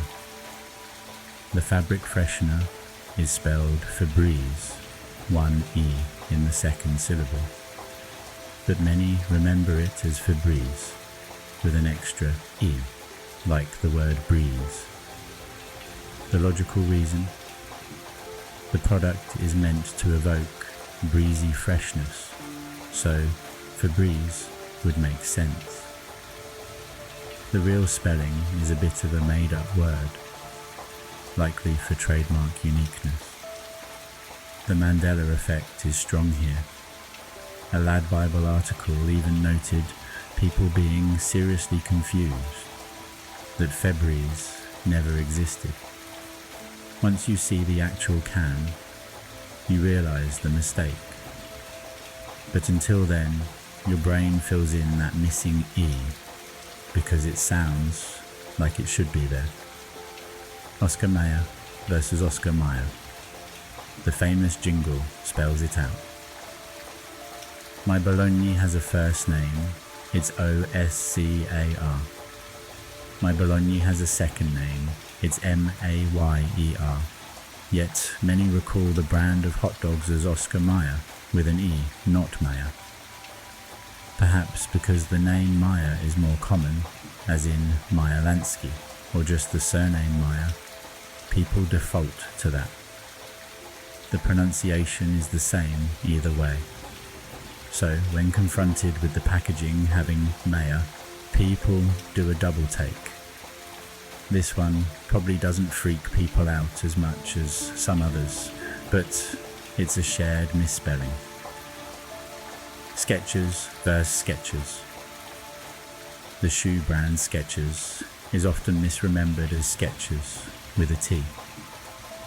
It would make sense as someone who sketches equals sketcher, which kind of fits a hip shoe image. But the brand is actually spelled without the T. Many swear it used to have a T, but it did not. Possibly our brains think of the word sketch and just assume the shoe name is derived from that.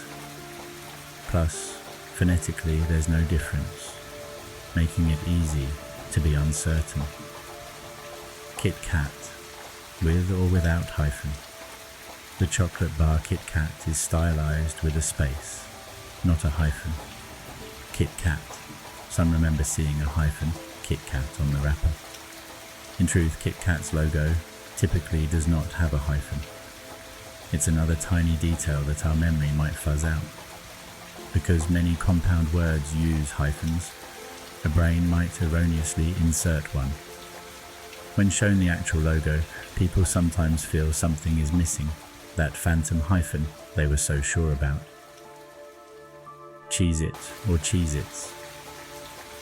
The cheese cracker brand is named Cheez-It, singular, on the box, but colloquially people say Cheez-Its for the plural, as in, hand me some Cheez-Its. Some have claimed the box used to say Cheez-Its with an S. In reality, it's always been Cheez-It on the packaging, and the plural S is just a spoken thing. It's a minor Mandela. Arguably just people not noticing singular versus plural labeling. Each of these examples is fairly small on its own, but collectively they highlight a trend. Our memory of names and logos can be easily led astray by logic, pronunciation, and assumption. We often think we have photographic memory of that cereal box or sneaker logo, but we don't. We have a general idea, and our mind fills the rest. Interestingly, a recent scientific study from the University of Chicago, mentioned earlier, looked at several of these logo-based Mandela effects. They found that a lot of people made consistent mistakes, like remembering the fruit of the loom cornucopia or the Monopoly man's monocle, and concluded that certain false versions of icons are more memorable than the real ones. For example, a monocle on Monopoly Man or an extra E in Febreze fits our expectations, so those incorrect details stick in our minds. The study noted that no single explanation, like just schema or just suggestion, accounted for all cases. Different logos fooled memory for different reasons. But what's clear is the Mandela effect is very real in the sense that our collective memories systematically err in the same ways. Another brand-related memory quirk. Ed McMahon and Publishers Clearinghouse, which we mentioned in passing. Many Americans of a certain age recall TV personality Ed McMahon delivering giant prize checks to winners' doors for Publishers Clearinghouse, PCH. In truth, Ed McMahon never worked for PCH. He was a spokesperson for a rival sweepstakes, American Family Publishers, and never personally surprised winners on camera. Yet the image of him, with balloons and a big check, is so ingrained that it's become a collective, false memory. People combine the idea of PCH's prize patrol with Ed McMahon's celebrity, and poof, a national memory was born. That one is interesting because it's brand plus celebrity confusion, and shows how TV folklore can create memories, even if we didn't see exactly what we think we did. As we wrap up brands and logos, it's clear that for many of us, the mandates of marketing meet the malfunctions of memory in strange ways. What's on the label isn't always what stays in our heads. And when we discover the mismatch, it's a classic, how did I get that wrong all this time moment. Last but not least, let's turn to language and memory, a category that appropriately will dive into the very mechanisms that might cause all these Mandela effects. We'll look at some language-based examples and then discuss the psychological theories, from false memory to social influence, that try to explain why the Mandela effect happens at all. This will bring us full circle to understanding the why behind all the weirdness we've covered. Language and memory. Up to now, we've been exploring the what of various Mandela effects, what people misremember, and some possible reasons in each case. In this final section on language and memory, we'll zoom out a bit to examine how our memory works and how our use of language might contribute to shared false memories. We'll also mention a couple of linguistic Mandela effects, like phrases or quotes that people get wrong globally. Most importantly, we will delve into theories and explanations for the Mandela effect, psychological phenomena such as false memories, confabulation, the power of suggestion, and even the wilder theories of parallel universes and simulation glitches. Consider this section a mini behind the scenes on what might be happening in our brains and perhaps in reality. to create all these experiences we've discussed. Famous phrases and misquotes. Did they say that? We already covered a lot of movie misquotes in pop culture, but there are also everyday phrases and quotes that people collectively get wrong, bordering on Mandela effect territory. A few examples. Me Tarzan, you Jane. Many think the character Tarzan ever said, "Me Tarzan, you Jane." In the original Tarzan stories or movies, that exact line doesn't appear. It became a shorthand joke to indicate someone speaking in Tarzan's broken English. Over time, people quote it as if it were an actual line. This is similar to "Beam me up, Scotty" from Star Trek, which, as we saw, was never said exactly that way. Elementary, my dear Watson. Sherlock Holmes is associated with this phrase. Yet, in the Arthur Conan Doyle stories, Sherlock never actually says, "Elementary, my dear Watson," as a complete phrase. He says, "Elementary" and "my dear Watson" separately, but not together. It was popularized by adaptations and became lodged in culture as if it were canon. If you build it, they will come.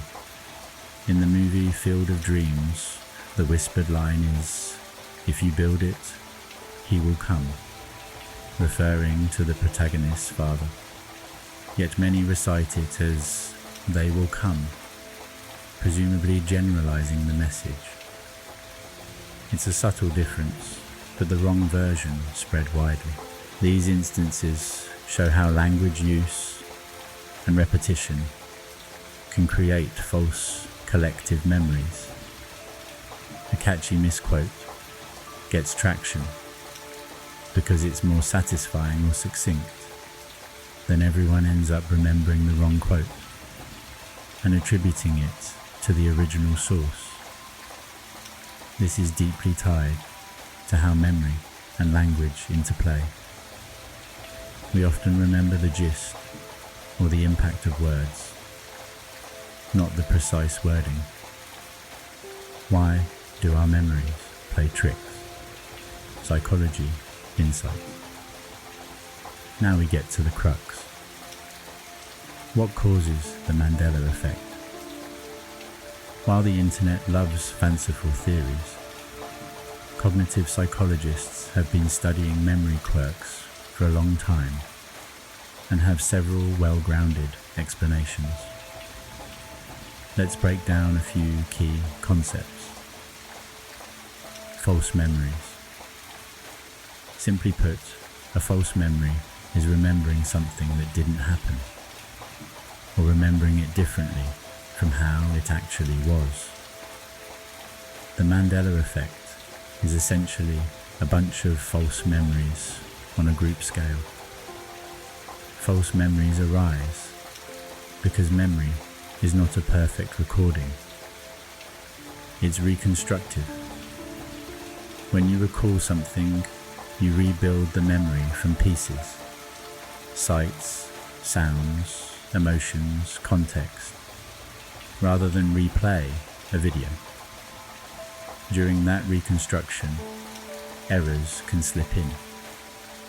For example, you remember the idea of Darth Vader dramatically revealing the truth, but not the exact wording. So your brain fills in Luke, because that makes sense. Voila, a false memory is born. Schemas and memory association. A schema is a mental framework, like a template of expectations. When details are missing, we use schemas to fill them. The University of Chicago study on visual Mandela effects pointed out schema theory. People expected Monopoly's rich Uncle Pennybags to have a monocle, because wealthy cartoon bankers often do. So their schema of Monopoly Man included a monocle by default. Similarly, many expected a cornucopia behind fruit or a tail in Curious George, and memory obliged by putting it there. Schemas help us in daily life. They let us predict and understand the world quickly, but they can also override actual observations in our memory. Confabulation. This is a term often used in psychology, neuroscience, when the brain produces a false memory without the intention to deceive. It's basically the brain's honest lying. It's filling gaps and making sense of fragments by concocting something that feels right.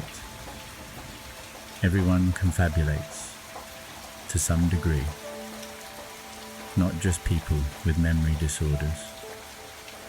In Mandela effects, confabulation might occur when you recall something only partially, and the brain, to present a complete memory, unconsciously fabricates the missing piece. For instance, you vaguely recall a childhood book called Berenstain Bears, but that spelling looks odd in your mind, so it corrects to the more familiar Berenstain, and you then remember that as if it were true. Misleading post-event information. After an event, or after seeing something, the information you encounter later can modify your memory. This is well documented in eyewitness research. If someone suggests there was a blue car, you might later remember a blue car, even if it was green. In Mandela terms, if you watch a YouTube video saying, "Remember Shazam with Sinbad," your brain, searching its archives, might pull up real fragments. Sinbad in a genie costume on TV once, Shaq's Kazam trailer, and then reassemble a memory of having seen Shazam. The post-event info, the suggestion that Shazam exists, literally helped create a memory that feels real.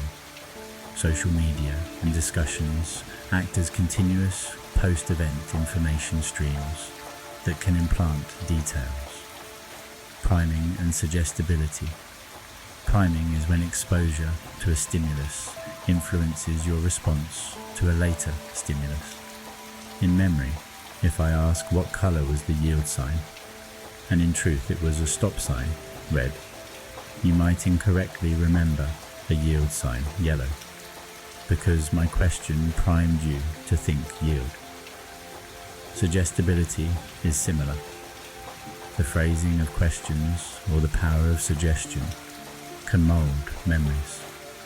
Many Mandela effects spread through suggestion. One person says, "Isn't it weird? I remember this differently. Do you?" And suddenly others' brains are primed to search for a discrepancy and perhaps form one. The Vice article described TikTokers prompting double stuff Oreos used to be double stuffed, and some viewers might then remember the "ed" after hearing that. It shows how malleable memory can be when influenced by how information is presented. The source monitoring errors. This refers to when we misattribute where a memory came from. We might remember a fact, but forget if we heard it from a friend or read it in a book. With Mandela effects, a classic example is thinking you saw something in a movie that you only actually heard about from others. The Ed McMahon example fits here. People saw Ed on TV and they saw prize patrols on TV. And later, they misremember actually seeing Ed doing prize patrol, mixing the sources. The Shazam memory also has a source issue. One might recall scenes that were described in a forum thread as if they personally watched them, when in fact they only read about them. The brain has a separate process for source memory, and it's error-prone, especially as time passes. We should note, memory mistakes are extremely common. One study found that 76% of people made some kind of error when recalling information, meaning only 24% remembered perfectly. So if you feel bad about a Mandela effect fooling you, just know that human memory is inherently a bit unreliable by design. Social reinforcement. Once a false memory is shared by a few and discussed, it can snowball. Hearing others say, "I remember it that way too," is validating and can cement the memory further. This is how a fun topic on a forum can turn into an "I knew it" group moment. Psychologically, we like validation, and we also like interesting narratives. The Mandela effect offers both. A community that affirms each other's memories, and a thrilling idea that something weird is happening. This social factor means false memories can propagate widely, kind of like rumours or urban legends do. The wild explanations, alternate realities and beyond. Of course, not everyone is satisfied with "it's just memory" as an explanation. The Mandela effect really captured public imagination because some propose alternative, more fantastical explanations. Parallel universes, multiverse. One theory is that perhaps there are multiple parallel universes or timelines, and sometimes we shift from one to another without noticing. In one timeline, Mandela died in prison. In another, he didn't. Or brands had different logos, spellings, etc. in another universe. And we somehow have memories from that universe. It's a concept straight out of science fiction. But proponents argue that this would explain why large groups have the same alternate memory. They originally came from, or their consciousness swapped from, a reality where that memory was true. It's important to note, mainstream science has no evidence that people are jumping between universes. The multiverse concept in physics, like Everett's many worlds interpretation of quantum mechanics, does entertain parallel timelines. But there's no mechanism known for memories to transfer or timelines to merge at macroscopic scale. As Britannica put it, this idea is unfalsifiable. You can't prove or disprove it, which is why it persists in believer communities. Glitch in the matrix. Simulation hypothesis. Another idea borrows from the Matrix movie. What if we live in a simulated reality, and these inconsistencies are small glitches or changes in the programming, like the deja vu cat in the Matrix indicating a change, maybe Berenstain versus Berenstein, was a minor patch update in the simulation that most didn't notice, except those with residual memory. Again, this is a highly speculative, philosophical idea. The simulation hypothesis is debated by scholars. Nick Bostrom famously argued we might be in a simulation. But using it to explain Mandela effects is a stretch without evidence. It falls in the realm of could be, but we have no way to know. Still, true believers of Mandela effects sometimes lean on this. It's essentially a modern repackaging of the world changed, and only some of us remember the old version. Time travel or reality shifts. Some suggest maybe someone time traveled, or some significant event, like a CERN experiment, messed with the timeline just a little, causing tiny retroactive changes, such as logos or spellings, while mostly everything stayed the same. If you've seen The Butterfly Effect or any time travel fiction, you know the trope. Change one small thing in the past, and subtle differences ripple into the present. However, one would think changes in brand names or movie lines would also bring along other evidence, physical evidence, of the past state, which is uniformly lacking. We don't find old VHS tapes of Snow White that actually say, "Mirror, mirror." They all say, "Magic mirror." If time travel changed it, it changed it completely everywhere except people's memories, which again points back to memory, ironically. The source monitoring errors.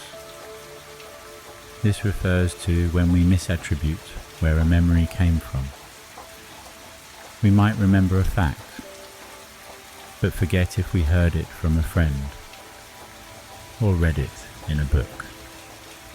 With Mandela effects, a classic example is thinking you saw something in a movie that you only actually heard about from others. The Ed McMahon example fits here. People saw Ed on TV and they saw prize patrols on TV, and later they misremember actually seeing Ed doing prize patrol, mixing the sources. The Shazam memory also has a source issue.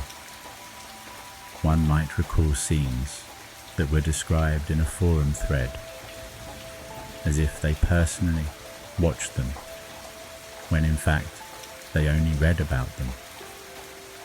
The brain has a separate process for source memory, and it's error prone, especially as time passes.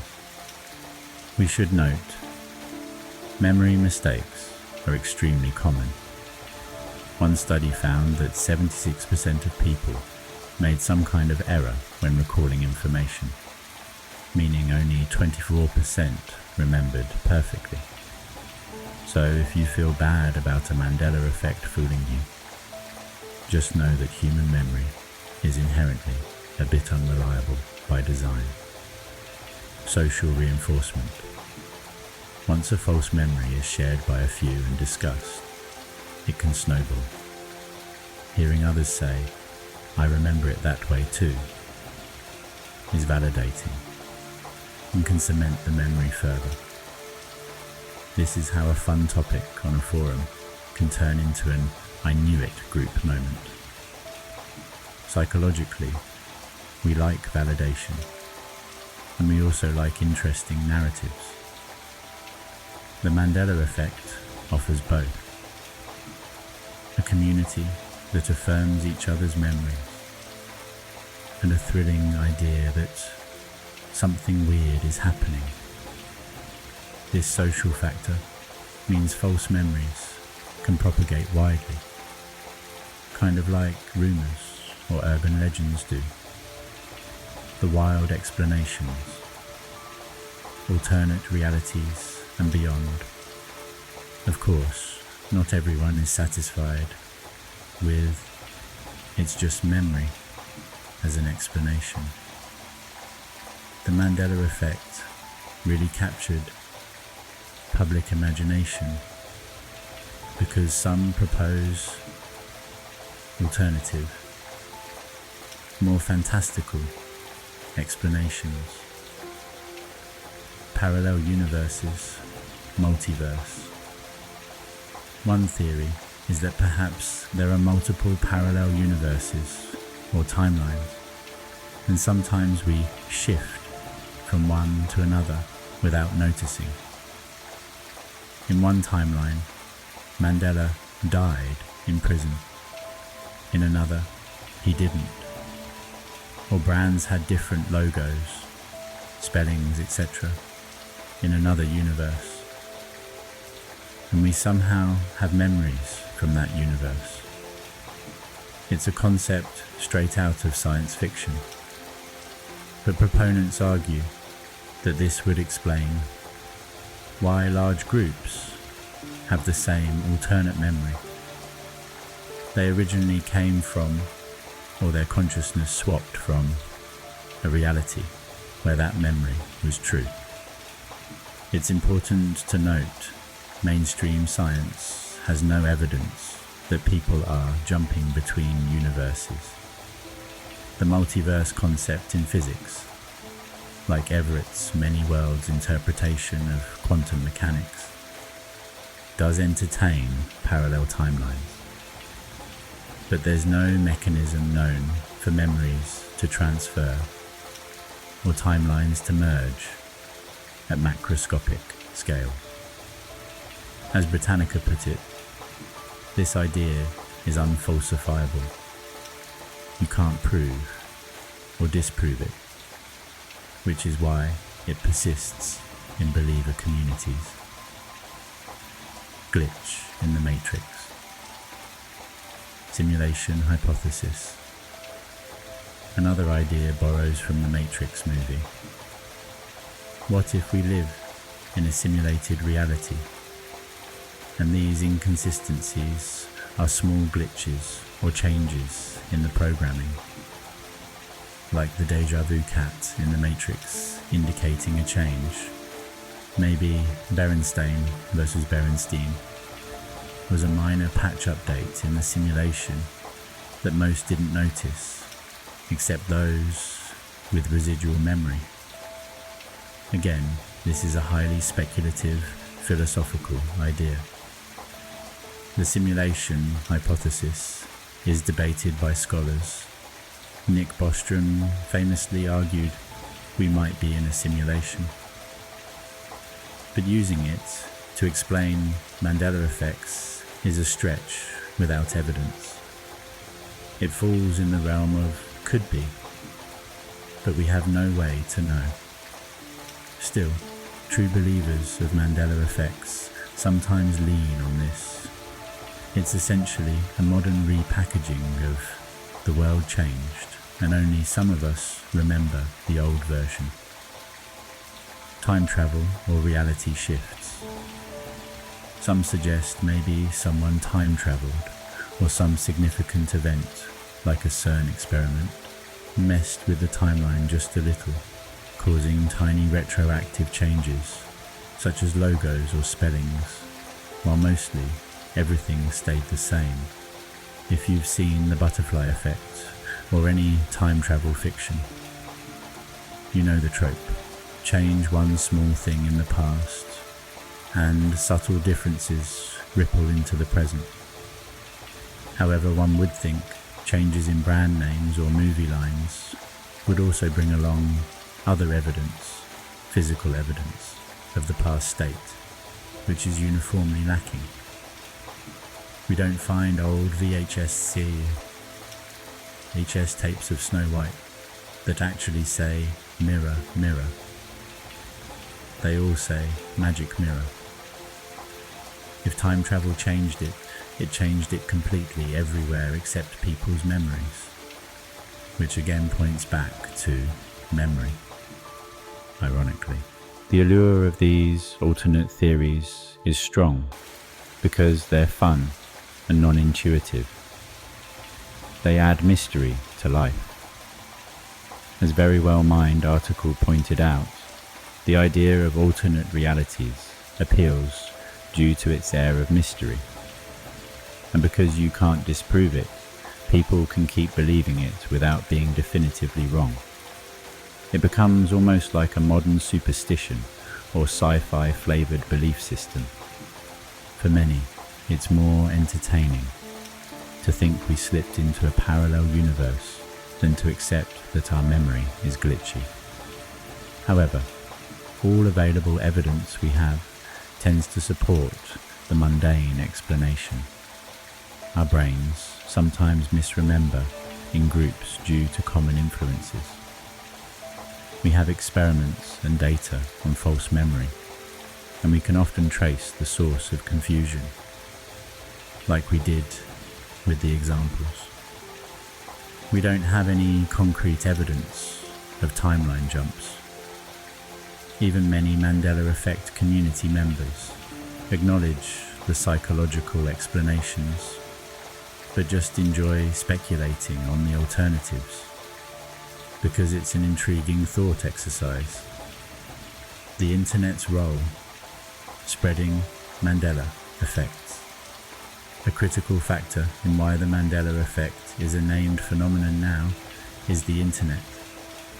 In earlier eras, you might have a false memory and never realize it's false because there was no easy way to compare notes with thousands of others. Now, a single Reddit post or tweet can gather dozens of "I thought I was the only one" replies in hours. The internet has accelerated and amplified these shared memory quirks. There's also the spread of misinformation more generally.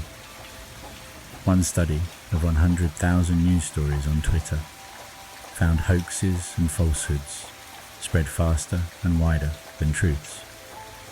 While that study was about news, it highlights that people with no ill intent, real human users, tend to share sensational or surprising claims more than mundane truths. The Mandela effect being surprising, you remember wrong what millions remember wrong too, is prime shareable content. And as it spreads, it potentially creates new false memories in those who encounter it. For instance, someone who never thought about the Berenstain Bears spelling might see a viral post about it, go, "Whoa, it was Berenstain, right?" And now their brain may lock in that wrong memory, even stronger, ironically, because of the discussion. In essence, learning about Mandela effects can itself be a source of suggestion that warps memories. It's a bit of a paradox. On the flip side, the internet also makes it easy to verify facts if one takes the time. You can quickly find video clips, old logos, etc. So many Mandela effects are debunkable by a quick search, e.g., find an old commercial showing it was Jif, not Jiffy, or the Snow White script confirming magic mirror. Some people do this and are satisfied, but others prefer the mystery or don't fully trust that evidence. Maybe all the old tapes changed too. It becomes a matter of mindset. Embracing the mystery versus accepting the mind's quirks. As we conclude, it's worth noting that experiencing a Mandela effect can be both humbling and captivating. On one hand, it's a reminder that our memory is not infallible. We're all walking around with a version of reality in our heads that might be slightly different from the physical truth. That can be a bit unsettling. But on the other hand, there's a sense of wonder in that communal, wow, me too. When you find out others share your oddly specific false memory. It's like discovering a glitch in the matrix, even if it's a mental one, and poking at it together. Many take a light-hearted approach, enjoying the Mandela effect as a form of trivia or a brain teaser. Others become more serious about it, digging for proof of alternate timelines. In either case, it has certainly made people more aware of the nuances of memory. Teachers, psychologists and skeptics have used popular Mandela effects as teachable moments to explain how memory works. The Mandela effect sits at a crossroads of pop culture, psychology, and a dash of sci-fi. It invites both rigorous explanation and flights of fancy. Perhaps its enduring appeal is that it lets ordinary folks feel like detectives or philosophers for a moment, questioning the obvious, investigating the past, even if it's just rewinding a movie, and pondering big questions about reality and perception. Final thought: questioning reality and ourselves. The title of our journey was Mandela Effects That Will Make You Question Reality. After examining so many examples, maybe you are questioning reality a bit, but more so, hopefully, you're questioning your memory of reality. The main lesson isn't that we live in a multiverse, exciting as that idea is. It's that human memory and perception are astonishing yet imperfect faculties. They allow us to have rich experiences and shared culture, but they also can lead entire groups astray in curious ways. Next time you are absolutely certain about some detail, and someone else recalls it differently, you might pause and consider, could this be a mini Mandela effect? Our immediate instinct is to trust what we remember. Yet as we've seen, even collective confidence can be misplaced. It doesn't mean we should doubt everything, just that a healthy skepticism about the fidelity of memory is warranted. In a sense, the Mandela effect phenomenon brings to life that old phrase, don't believe everything you think. And it does so in a fun, eerie way, through examples we all can relate to. Movies, maps, logos, etc. It challenges us to separate what is real from what we perceive. A quest that is at the heart of both science and philosophy. So as we wrap up this extensive exploration, take a moment to reflect on your own favourite Mandela effect. Does knowing the likely explanation, like a psychological reason, make it any less intriguing to you? Or do you still harbour a what if about the nature of reality? Whichever the case, the conversation around these peculiar memories is likely to continue, both as serious study and casual entertainment. One thing's for sure, the Mandela effect has cemented itself as a quirky part of modern folklore and science discussion alike. It has even driven academic research to better understand why minds sync up in error. In the end, it's a testament to the power of the human mind, powerful enough to create consistent worlds of memory, yet fallible enough to remind us that we are all, in a way, living in our own constructed version of reality.